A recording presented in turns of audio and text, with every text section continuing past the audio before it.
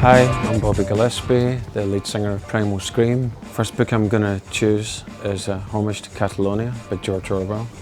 The reason I've chosen this book is because it's set mainly in Barcelona, and I'm here in Barcelona doing a book talk in this wonderful bookstore, and it's one of the first serious books that I read as a teenager. It's a political book and historically important, and if you're a person of the left like I am, it's very informative about the internecine struggles that always plague and haunt the left socialist groups. It talks a lot about it's set during the Spanish Civil War here in Barcelona, and it describes a utopian moment when the workers controlled the city of Barcelona. There was no police, no councils, it was worker controlled, like a communitarian utopia for a very short time. Again, it evokes, thoughts of the Paris Commune in 1871. Again, another revolutionary left-wing utopian moment, which has been idealised over the years. And in this book, it's a very romantic book, but it's also very factual about the way that the Stalinist,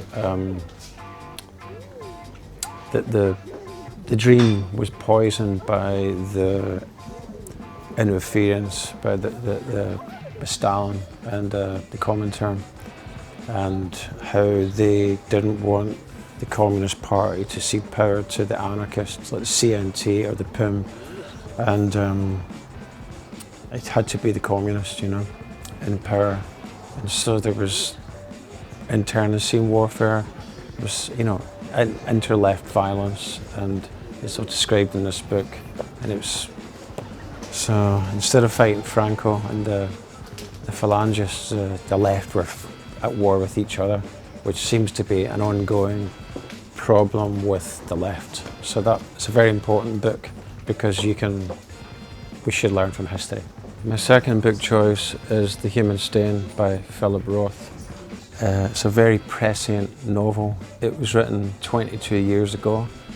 And the story is about a college professor in the United States who is perceived to have made a racist remark during class in front of his students, and he loses his job as a result of this perceived racist remark.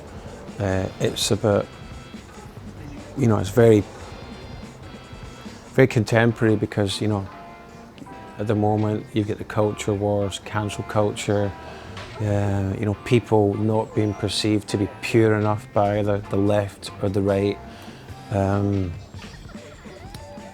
Again, as I say, I only read this book last year, and I read it because I felt that maybe I would learn something. I think this is a powerful novel because it's a warning against,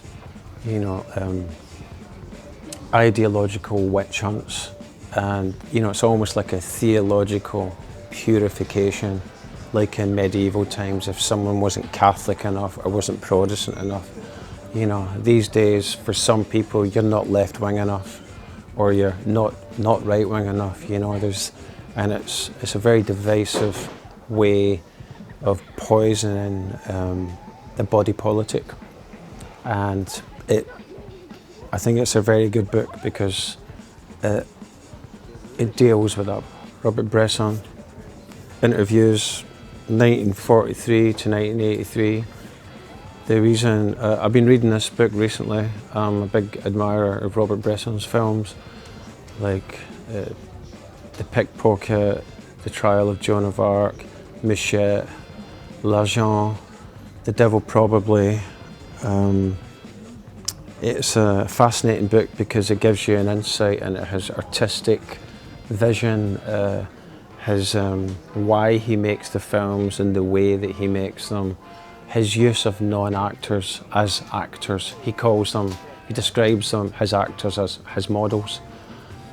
He makes, Robert Bresson's films are unlike any other filmmaker's work.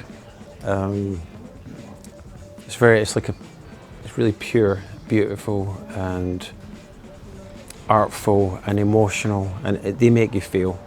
And as I say, he was a very religious man. He was a Catholic, but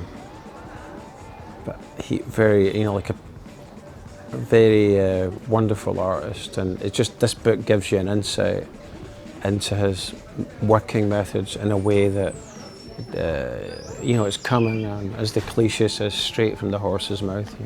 Hate to use that cliche. He's a very, like his films are austere in terms of the use of language, the imagery, and the way he speaks is the same. He's got a great economy of his usage of words. He doesn't waste words. Just like in the films, he doesn't waste a shot, and he doesn't waste any dialogue. Everything's just how it should be. And yeah, so for me as a creative person, this is an inspirational book to read. And this is my book, Chaval de Barrio, the greatest book ever written.